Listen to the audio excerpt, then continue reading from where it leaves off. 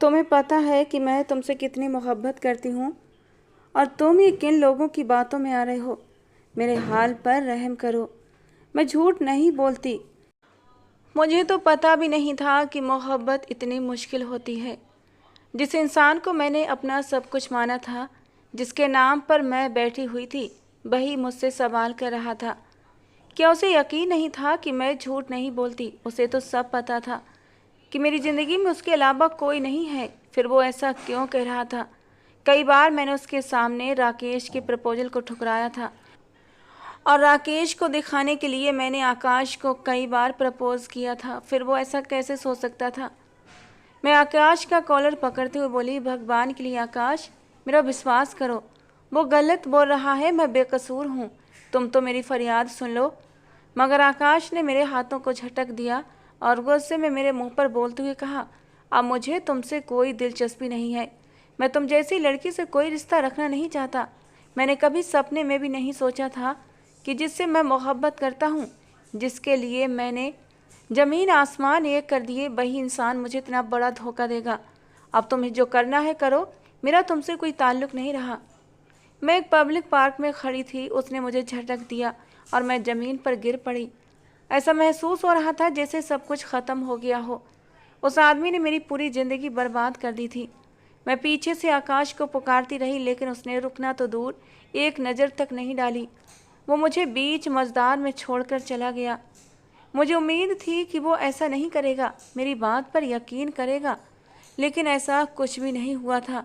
उसने भी एक आम मर्द की तरह मेरी बात को नज़रअंदाज करते हुए दूसरों की बातों को पहल दी थी और मुझे हमेशा हमेशा के लिए छोड़ दिया था। 3 सालों से मैं उसके साथ थी और उसे मेरी तबीयत के बारे में सब कुछ पता था कि मैं किस मिजाज की लड़की हूँ। फिर भी उसने एक पल में हमारे 3 साल के रिश्ते को ख़त्म कर दिया। मैं चुपचाप झुके कंधों के साथ अपने घर की तरफ बढ़ी।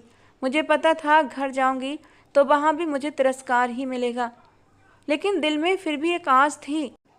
लेकिन मुझे नहीं पता था कि वो आस आज टूट जाएगी। मैंने अपने बाप से ज़िंदगी में सबसे ज़्यादा मोहब्बत की थी और उनके लिए मेरी जान हमेशा हलक में अटकी रहती थी। दुनिया चाहे इधर से उधर हो जाए, मैं अपने बाप से मोहब्बत करना कभी नहीं छोड़ती थी। कहते हैं ना, बेटियों को अपने बाप से नेचुरली कुछ ज़्यादा ही मोहब्बत होती है, और यही हाल मेरा था। मुझे लगता था पूरी दुनिया मेरे खिलाफ हो जाए, लेकिन मेरा बाप हमेशा मेरे साथ खड़ा रहेगा। लेकिन आज मेरा ये मान भी टूट गया था। और कहते हैं जब इंसान का मान टूट जाता है तो वो पत्थर बन जाता है। ऐसा ही मेरे साथ हुआ था। मेरी पूरी ज़िंदगी बदल गई। जब मैं घर में दाखिल हुई तो घर में बिल्कुल सन्नाटा था। क्या मेरी बहन यहाँ नहीं आई थी? एक पल के लिए मुझे हैरानी हुई, लेकिन मुझे पता था वो एक नादान औरत है जिसमें इतनी समझ नहीं कि वो सच और झूठ में फ़र्क कर सके। उसने अपने पति को चुना था और अपनी बहन को छोड़ दिया था। ये समाज सही कहता है, जब बहनें पराई हो जाती हैं तो उनके लिए मायका कोई अहमियत नहीं रखता। उनका ससुराल, उनका पति, उनके लिए सब कुछ होता है। घर में दाखिल होते ही मैं अपने कमरे की तरफ जाने लगी, मगर पीछे से मेरे बाबा की आवाज़ आई तो वो लाउंज में बैठे हुए थे। उनके चेहरे से साफ पता चल रहा था कि उन्हें सारी हकीकत मालूम हो चुकी थी, यानी वो मुझसे सवाल करने वाले थे।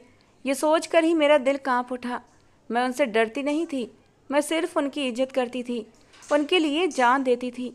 मगर मुझे इस बात का डर था कि अगर आज बाबा ने भी मेरा मान तोड़ दिया तो मैं इस दुनिया में कैसे ज़िंदगी गुजारूंगी? मैं किसी मर्द पर कैसे भरोसा करूंगी? मैं दिल ही दिल में दुआ कर रही थी कि ऐसा ना हो, लेकिन कहते हैं ना, जो आप सोचते हैं अक्सर वैसा नहीं होता। मैं खामोशी से लॉन्च में मौजूद सोफे पर बैठ गई। मेरे सोचने के बिल्कुल ठीक मुताबिक मेरे बाबा ने वही सवाल किया जो आज आकाश ने पार्क में मुझसे पूछकर मेरी ज़िंदगी तबाह कर दी थी।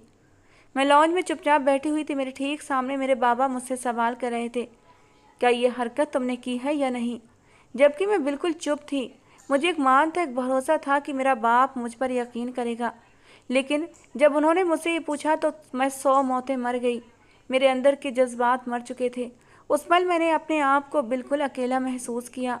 ऐसा लग रहा था जैसे पूरी दुनिया एक तरफ और मैं दूसरी तरफ बिल्कुल अकेली। मैंने उनकी तरफ देखा और सिर्फ इतना कहा कि आपको मुझ पर यकीन नहीं? आप मुझसे कैसे बदगुमान हो सकते हैं? क्या आप मेरी हकीकत से जानकार नहीं? मेरे पिता ने मुझे एक नज़र देखा और फिर जो बात उन्होंने कही वो मेरे दिल पर छुरी की तरह लगी। उन्होंने कहा, मुझे सबकी असलियत मालूम है। तुम्हारी उम्र ऐसी है कि इस उम्र में कोई भी बहक सकता है। मैं सिर्फ इतना चाहता हूँ कि तुम सच्चाई बताओ, क्या तुमने वो काम किया था या नहीं। मैंने अपने बाप को एक नज़र देखा और फिर वहाँ से खड़ी हो गई। मैं उन्हें कोई जवाब देना नहीं चाहती थी। जब वो मुझ पर यकीन ही नहीं करना चाहते थे तो फिर मैं उन्हें जवाब ही क्या देती। मैं चुपचाप अपने कमरे में आई और अपना सामान समेटने लगी। मेरी बहन बगल वाले कमरे में बैठी हुई माँ के सामने बिलाप कर रही थी कि मैंने उसका घर बर्बाद कर दिया। उसका कहना था कि मैंने उसके पति पर डोरे डाले हैं और उसका पति अब मेरा दीवाना हो गया है। उसके पति का कहना था कि तुम अपनी छोटी बहन से कहो कि मुझसे शादी कर ले, वरना मैं तुम्हें तलाक दे दूंगा। मेरी बहन यहाँ रोते पीटती आई थी कि उसका घर बर्बाद हो चुका है, उसका पति बह गया है और उसकी नीयत अब मेरी छोटी बहन पर ख़राब हो गई है। मैं तो समझी थी मेरी बहन मुझसे हमदर्दी करेगी, मुझे गले लगाएगी, लेकिन वो तो उल्टा मुझ पर ही चिल्लाने लगी कि मैंने ही उसके पति को बहकाया है। आज पहली बार मैंने अपनी आंखों से रिश्तों को टूटते देखा। मुझे अपने पिता पर बहुत मान था क्योंकि मैं उनकी सबसे प्यारी औलाद थी। उन्होंने हमेशा मुझे सिर आंखों पर रखा, मेरी हर छोटी बड़ी इच्छा पूरी की थी। मेरी बड़ी बहन और मुझसे छोटी बहन की शादी उन्होंने कर दी थी, लेकिन मैं अपने सपने पूरा करना चाहती थी, इसीलिए उन्होंने मुझे ज़्यादा फोर्स नहीं किया था। माँ तो फिर भी गुस्सा करती, लेकिन बाबा हमेशा मेरा ही साथ देते। मगर आज उनकी बेरुखी ने मुझे अंदर से पूरी तरह तोड़ दिया था। मैंने अपना सामान उठाया और नीचे आ गई। इस दौरान मेरी माँ और बहन भी लॉन्ज में आकर बाबा से पूछ रही थी कि मैंने उन्हें क्या बताया, जबकि बाबा खामोश मूरत बने लॉन्ज में बैठे हुए थे। मुझे देखकर सब अपनी जगह से अचानक खड़े हो गए और ऊपर से मेरे हाथ में सामान देखकर सबको पता चल गया कि मैं ये घर छोड़कर जा रही हूँ। सबसे पहले मेरी माँ मेरे रास्ते में आई और गुस्से से आंखें तरेरते हुए बोली, हमारी इज्जत तो तुम मिट्टी में मिला ही चुकी हो, अब कहाँ जा रही हो ये सामान लेकर? ज़्यादा महान बनने की ज़रूरत नहीं है, घर में बैठो। जबकि मैंने उन्हें शांत और खामोश नज़रों से देखा। आज मेरे पास अपने घर वालों को कहने के लिए कुछ भी नहीं था। मेरी आँख से अभी तक एक आंसू भी नहीं निकला था। मैं खुद को बहुत मजबूत दिखा रही थी। मैंने एक नज़र अपने बाबा पर डाली और चुपचाप वहाँ से चली गई। मुझे उम्मीद थी कि बाबा मुझे एक बार ज़रूर पुकारेंगे, लेकिन उन्होंने मेरी तरफ देखना भी गवारा नहीं किया। क्या वो इतनी जल्दी मुझसे बदगुमान हो गए थे?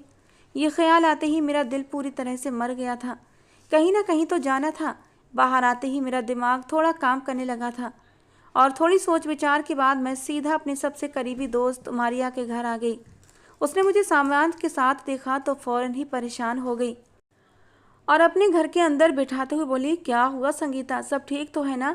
जबकि मैंने सपाट अंदाज में अपने ऊपर बीती सारी कहानी उसे सुना दी। वो हैरानी से मुझे देख रही थी। वो भी काफ़ी हैरान थी कि मेरी बहन ने मुझ पर यकीन करने की बजाय एक गैर इंसान पर यकीन किया जिसका साथ सिर्फ 1 साल का था। मेरे पास कोई शब्द नहीं थे। मुझे ना अपनी बहन का दुख था ना उसके पति का। अगर मुझे किसी का दुख था तो वो मेरे पिता का था। मैं उनसे बहुत मोहब्बत करती थी। मुझे उनसे इस बात की उम्मीद नहीं थी कि वो मुझसे इस तरह सवाल करेंगे। और जब मैं घर छोड़कर जा रही थी तो मुझे एक बार भी नहीं रोका। यही चीज़ मुझे सबसे ज़्यादा तकलीफ़ दे रही थी। काफ़ी देर तक मैं मारिया के साथ चुपचाप बैठी रही। वो मुझसे इधर उधर की बातें करके मेरा ध्यान भटकाने की कोशिश कर रही थी, जबकि मैं बस खामोशी से उसकी बातें सुन रही थी। न मैं हाँ में जवाब दे रही थी, ना ही उसे किसी चीज़ के लिए मना कर रही थी। वो जो बोल रही थी बस सुनती जा रही थी। मारिया ने मुझे रहने के लिए जगह दे दी थी। हमारी मुलाकात यूनिवर्सिटी में हुई थी और वो इसी फ्लैट में रहती थी। अकेली ही रहती थी। ये फ्लैट उसके पिता ने उसे किराए पर दिलवाया था क्योंकि यहाँ से उसकी यूनिवर्सिटी पास थी, जबकि वो चंडीगढ़ की रहने वाली थी। थोड़ी देर बाद वो अपना काम करने के लिए अपने कमरे में चली गई, जबकि उसने मुझे बगल वाला कमरा रहने के लिए दे दिया। मैं कमरे में जाकर दरवाज़ा बंद करने के बाद वहीं बैठ गई। पहली बार मेरी आंखों से आंसू लगातार बहे थे। मैंने कभी सपने में भी नहीं सोचा था कि मैं अपने ही घर से बेघर हो जाऊंगी और मुझे अजनबियों के साथ रहना पड़ेगा। वैसे तो मारिया अजनबी नहीं थी, लेकिन मेरा उससे कोई खून का रिश्ता भी नहीं था और मैं बाहरी लोगों पर ज़्यादा भरोसा नहीं करती, चाहे वो मुझसे कितना भी प्यार क्यों ना करते हों। मेरी आंखों के सामने मेरा बचपन घूम गया। जरा सा कोई अगर मुझे डांट देता तो मेरे बाबा को वो बात बर्दाश्त नहीं होती थी। उन्होंने मुझे सबसे ज़्यादा प्यार दिया था और मैं भी उनसे ऐसे ही दीवानगी की हद तक प्यार करती थी। मुझे आज भी याद है जब बाबा ने एक बार मेरी खातिर मम्मी से बहुत झगड़ा किया था। उन्होंने स्कूल न जाने की वजह से मुझ पर हाथ उठाया था और बाबा ने गुस्से में आकर मम्मी को घर से निकाल दिया था। उस दिन के बाद से मेरी माँ मुझसे नफरत करने लगी थी। वो हमेशा मुझसे एक ही बात कहती, तेरी वजह से तेरे बाप ने मुझे घर से निकाला था। जिंदगी में पहली बार तेरे कारण उन्होंने मुझ पर हाथ उठाया था। तू औलाद नहीं बल्कि सांप है जो हम दोनों पति पत्नी के बीच आ गई है। कई बार तो उन्होंने अकेले में मुझे मारने की कोशिश भी की थी, जबकि बाबा हमेशा मुझे इन सब चीज़ों से बचा लेते थे। बाबा के प्यार की वजह से मेरी बड़ी बहन और छोटी दोनों ही बहनें मुझसे बेतहाशा नफरत करने लगी थीं, लेकिन इसके बावजूद मैं किसी को दोष नहीं देती थी। मुझे अपने बाबा का प्यार मिल जाता और मैं उसमें ही खुश हो जाती। मुझे बचपन से ही डॉक्टर बनने का बहुत शौक था। मैंने 10वीं में सबसे हाईएस्ट परसेंटेज हासिल की थी। उसके बाद इंटर में मैंने टॉप किया था। मेरा एडमिशन बाबा ने बहुत कोशिशों के बाद मेडिकल कॉलेज में करवाया था और अब मैं दूसरे सेमेस्टर में थी। मेरी तो खुशी का ठिकाना नहीं था। मैं जितना अपने बाबा का धन्यवाद करती उतना कम था। एक दिन लॉन्च में बैठी अपने बाबा के साथ बातें कर रही थी जब बाबा ने अचानक मेरी तरफ देखते हुए कहा, मुझे तुम पर बहुत यकीन और भरोसा है संगीता। मुझे कभी भी न अपनी छोटी बेटी से कोई उम्मीद रही, ना ही बड़ी बेटी से, लेकिन मुझे अपनी मझली बेटी से बहुत उम्मीद है। मुझे पता है मेरी बेटी बहुत समझदार है।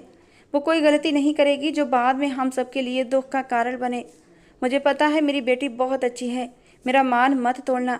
जिस दिन तुमने मेरा मान तोड़ा तो मेरी जान, तुम ये घर छोड़कर चली जाना। मैं फिर तुम्हें इस घर में देखना नहीं चाहूँगा, क्योंकि मुझे बहुत तकलीफ होगी। मैंने तुम्हें इतनी आज़ादी दी, इतना मान दिया। अगर तुम वो तोड़ दोगी तो फिर मेरे दिल में और इस घर में तुम्हारे लिए कोई जगह नहीं होगी। मुझे बाबा की बातें उस वक्त बिल्कुल बुरी नहीं लगी थीं, बल्कि मैंने उनके सीने से लगकर पूरे यकीन से कहा था कि मैं मरते दम तक ऐसा काम नहीं करूँगी कि जिससे आपकी आंखों में मेरे लिए कोई शक हो। लेकिन आज जो हुआ था उसने मुझे अंदर से पूरी तरह तोड़ दिया था। मैं कई घंटों तक दरवाजे के साथ लगी रही। मेरी आंखों से आंसू बहकर सूख चुके थे, लेकिन मेरे सीने में जल रही बदले की आग मुझे चैन से बैठने नहीं दे रही थी। मैंने सोच लिया था कि अब मैं वो करूँगी जिससे मेरी बहन और उसके पति को अच्छे से समझ आ जाएगा कि मैं किस चीज़ का नाम हूँ। जब औरत प्यार करती है तो अपना सब कुछ निछावर कर देती है, लेकिन जब औरत नफरत करने पर आती है तो 7 पुश्तों तक को तबाह कर देती है। मेरा भी यही हाल था। मैं अचानक उठी और बाथरूम में जाकर शावर के नीचे खड़ी हो गई, लेकिन पानी से भी मेरी आग नहीं बुझ रही थी जो मेरे दिल में बदले की जल रही थी। मुझे नहीं पता था कि आगे मुझे क्या करना है, लेकिन मैं सोच चुकी थी कि मैं अपनी बहन और उसके पति को बर्बाद कर दूंगी। हाँ, मुझे सिर्फ अपने बाबा से मोहब्बत थी। इसके अलावा मुझे अपनी माँ, अपनी बहनों से सख्त नफरत थी, क्योंकि उन्होंने कभी मुझे प्यार करना सिखा ही नहीं था। काफ़ी देर तक मैं खुद को शावर के नीचे खड़े रखकर शांत करती रही। उसके बाद बाहर आकर अपना सामान ठीक करने लगी। मैंने सोच लिया था मैं मारिया को यहाँ का किराया देकर इसके साथ रहूँगी, क्योंकि मेरे बाबा ने मुझसे साफ कह दिया था कि जिस दिन मेरा मान और मेरा विश्वास तोड़ो उस दिन मेरे घर से चली जाना। और मुझ में ये हिम्मत नहीं थी कि मैं बाबा का दोबारा सामना करूं। हालांकि मैं बेगुनाह थी, मैंने कुछ नहीं किया था, लेकिन मैं अपने बाप के आदेश का पालन करना चाहती थी। मैंने ये ठान लिया था जब तक बाबा मुझे खुद यहाँ से लेने नहीं आएंगे तब तक मैं इस घर में कभी कदम नहीं रखूँगी। मुझे नहीं पता था उनकी आंखों से वो झूठ का पर्दा कब हटेगा। वो दिन मेरे लिए किसी यातना से कम नहीं था, लेकिन उस दिन मैंने जो भी सोचा था उसे पूरा करने का मैंने पक्का इरादा भी कर लिया था। अगले दिन मैं तैयार होकर यूनिवर्सिटी पहुंच गई थी। मैं बहुत गुमसुम थी। मेरे साथ का पूरा ग्रुप मुझे लगातार चिढ़ा रहा था, पूछ रहा था कि क्या हुआ है, लेकिन मैं किसी को भी जवाब देने की हालत में नहीं थी। मुझे न किसी की बातें सुनने का मन था और ना ही बात करने का, जबकि मैं अपने ग्रुप की सबसे हंसमुख लड़की थी। लगभग सभी ने नोटिस किया था कि आज मैं बहुत चुप हूँ। प्रोफेसरों ने भी मुझसे पूछा था कि भाई संगीता, आज तुम्हें क्या हो गया है, तुम इतनी चुप चुप क्यों हो? जबकि मैं बस हल्की सी मुस्कुरा दी थी। मैं उन्हें क्या बताती कि मुझ पर क्या कयामत टूटी है। क्लास खत्म होने के बाद हम सब गार्डन में बैठे थे कि अचानक ही राकेश ने मेरा हाथ पकड़कर खड़ा कर दिया। मैं उसके साथ जाना नहीं चाहती थी, लेकिन उसके जोर देने पर मैं अपनी जगह से खड़ी होकर उसके साथ चल पड़ी। पीछे से हमारे ग्रुप ने हमें छेड़ा था। मुझे राकेश बिल्कुल पसंद नहीं था। मैंने हमेशा से आकाश से मोहब्बत की थी और उसके सामने ही आकाश से अपने प्यार का इजहार भी करती रही थी, लेकिन इस शख्स ने मुझे कहीं का नहीं छोड़ा था, जबकि राकेश मुझे हद से ज़्यादा पसंद करता था।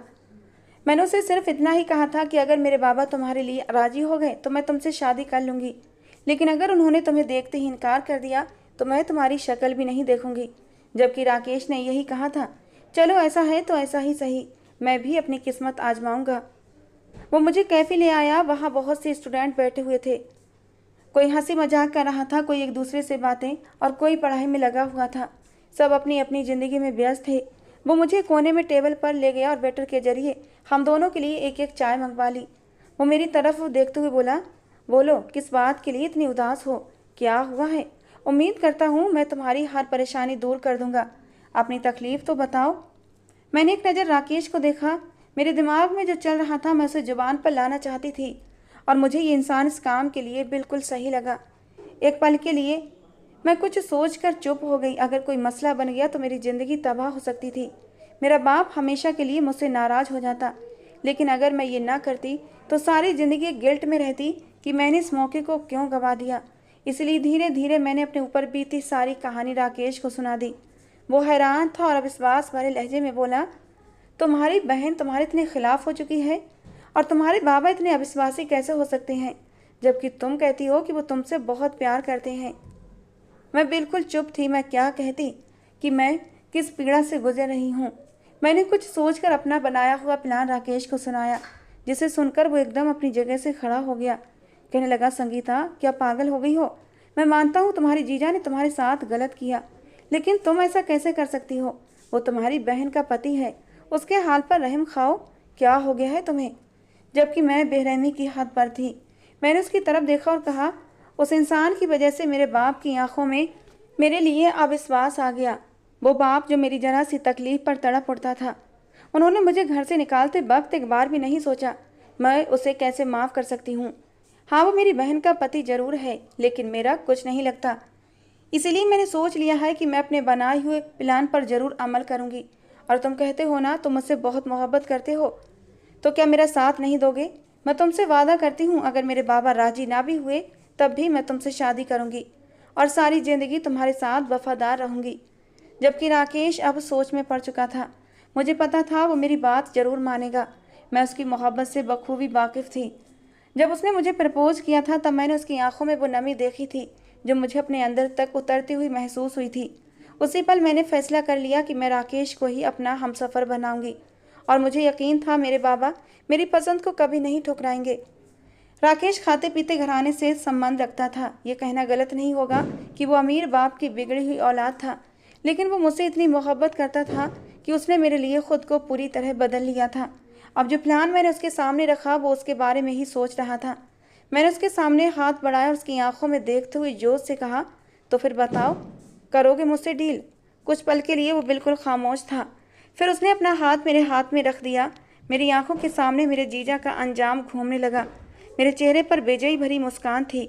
मुझे पता था इस कदम के बाद हो सकता है मेरी बहन को तलाक हो जाए या फिर वो विधवा ही हो जाए, लेकिन मुझे इसकी परवाह नहीं थी। जब उन लोगों ने मेरा ख्याल नहीं रखा तो मैं उनका ख्याल क्यों रखती। मैंने राकेश को 5 दिन का वक्त दिया।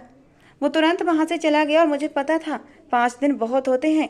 उसके पास इतनी दौलत है कि 24 घंटे के अंदर ही मेरी बताई हुई सभी चीज़ें मेरे सामने लाकर खड़ा कर देगा और मैं आराम से अपने प्लान को पूरा करूँगी। यूनिवर्सिटी की छुट्टी के बाद मैं सीधे अपने फ्लैट पर आ गई थी। अभी थोड़ी ही देर हुई थी कि फ्लैट की घंटी बजी। न जाने इस वक्त कौन आया था। मुझे उलझन हो रही थी क्योंकि मैं नहाने जा रही थी। मैंने पैर पटकते हुए दरवाज़ा खोला तो सामने खड़े शख्स को देखकर मेरा तन बदन जल उठा।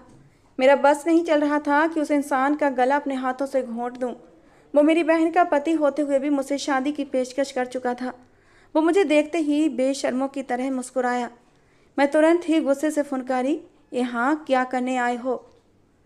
वो मुस्कुराते हुए बोला, अरे डार्लिंग, तुम्हारे साथ कुछ हसीन लम्हे बिताने आया हूँ। देखो ना, तुम्हारी बहन को कितना समझाया था कि मेरा रिश्ता तुम्हारे लिए लेकर जाए, लेकिन वो सुनते ही नहीं है। बेवजह घर को नर्क बना रखा है। मुझे पता चला है कि तुम गुस्से में घर छोड़कर आ गई हो और मुझे बहुत अफसोस है कि तुम अनजानों के दर पर पड़ी हुई हो। खैर चलो ना जान, मैं तुम्हें अपने घर ले चलता हूँ। वहाँ तुम अपनी बहन के कमरे में सुकून से रहना। तुम जो कहोगी मैं वही करूँगा। प्लीज़ मेरा कहना मान लो। एक बार मेरी बाहों में आकर तो देखो, स्वर्ग की सैर करा दूंगा तुम्हें। ये कहकर उसने बेशर्मी से अपनी एक आंख दबाई थी। मैंने गुस्से में उसके मुंह पर जोर से दरवाजे को बंद कर दिया।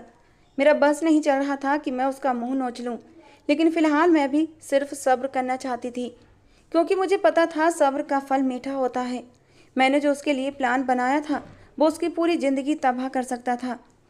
मेरे सोचने के बिल्कुल ठीक अनुसार राकेश ने 24 घंटे के अंदर ही सब कुछ तैयार कर लिया था। मैंने सोचा था कि मैं एक लड़की को हायर करूंगी जो मेरे जीजा को बहकाकर उसके साथ कुछ अश्लील तस्वीरें खिंचवाएगी और फिर वो तस्वीरें मैं अपनी बहन को दिखाऊंगी। इसके बाद वो खुद समझ जाएगी कि उसका पति कैसा इंसान है। हो सकता है मेरे बाप को भी अपने दामाद की करतूतों का पता चल जाए। राकेश ने मेरे कहे मुताबिक एक ऐसी ही लड़की का इंतजाम कर लिया था। जब मैं यूनिवर्सिटी पहुंची तो वो लड़की भी आई हुई थी। मैंने उससे मुलाकात की और उसे सारी बातें समझा दी। मैंने अपनी बहन के घर का पता भी दे दिया क्योंकि मुझे पता था कि इस वक्त मेरी बहन तो मेरे घर पर थी। इस काम को करना बहुत आसान होगा। और उसकी सास भी अपनी बहन के घर गई हुई थी, यानी घर में सिवा उसके पति के और कोई नहीं था। मैं तो सिर्फ उसकी तस्वीरें खिंचवाना चाहती थी, लेकिन मुझे नहीं पता था कि कुदरत इस तरह मेरा साथ देगी। जैसे ही वो लड़की वहाँ पहुंची और उसने मेरे जीजू को बहकाना शुरू किया, उसी वक्त इत्तेफाक से मेरे बाबा और मेरी बहन घर पर पहुंच गए। दरअसल मेरे बाबा और मेरी बहन मेरे जीजा से बात करके उन्हें समझाना चाहते थे, लेकिन जब उन लोगों ने अपनी आंखों से सब कुछ होते देखा तो उनकी हालत ख़राब हो गई थी। मेरी बहन उसी वक्त आपे से बाहर हो गई और उसने तलाक की मांग कर दी।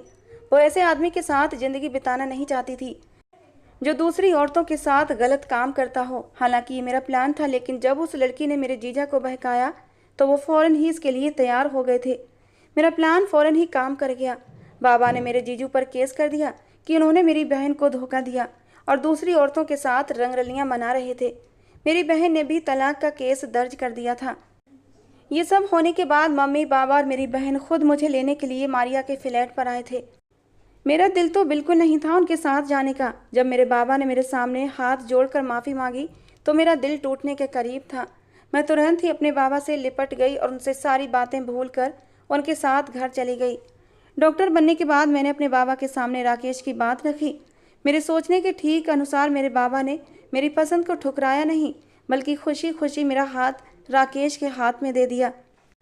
राकेश के लिए तो जैसे कोई बहुत बड़ी लॉटरी लग गई हो। मेरे बाबा ने मेरे जीजू को 2 साल की कैद करवाई थी और अब मेरी बहन भी दूसरी शादी के लिए तैयार हो चुकी थी। हम उसके लिए एक अच्छा रिश्ता ढूंढ रहे हैं और जल्द ही उसकी शादी एक अच्छे घराने में करने का इरादा रखते हैं। मैं राकेश के साथ एक सुकून भरी जिंदगी बिता रही थी, लेकिन हर बार जब मैं अपने बीते हुए कल के बारे में सोचती तो एक अजीब सी घुटन महसूस होती। मेरे दिल में कहीं ना कहीं एक खालीपन था जिसे शायद राकेश की मोहब्बत भी पूरी तरह भर नहीं पा रही थी। रात के वक्त जब राकेश मेरे पास बैठता, उसके हाथों की गर्मी मेरे दिल को राहत देती थी, पर फिर भी ये खामोश उदासी मेरे भीतर कहीं छुपी रहती। राकेश को ये बात समझ में आ रही थी, लेकिन उसने मुझसे कभी सवाल नहीं किया। उसकी आंखों में मेरे लिए खुशियों की एक अद्भुत चाहत थी। वो मुझे हर पल हंसाने की कोशिश करता, लेकिन मेरी खामोशी अक्सर उसके सवालों का जवाब नहीं देती थी। एक रात जब हम दोनों छत पर थे, हवाएं हल्के हल्के चल रही थीं। आसमान में चांद अपनी पूरी रोशनी से चमक रहा था। राकेश ने मेरा हाथ थामा और बड़े नर्म लहजे में पूछा, क्या तुम अब भी खुश नहीं हो? उसकी आवाज़ में चिंता थी कि मेरे दिल में जैसे कुछ टूटने लगा। मैंने उसकी आंखों में देखा और वहाँ बस मेरे लिए प्यार ही प्यार था। खुश हूँ राकेश, मैंने धीरे से कहा, लेकिन कभी कभी लगता है कि कुछ अधूरा रह गया है। राकेश ने मेरा हाथ थामा और कसकर पकड़ लिया।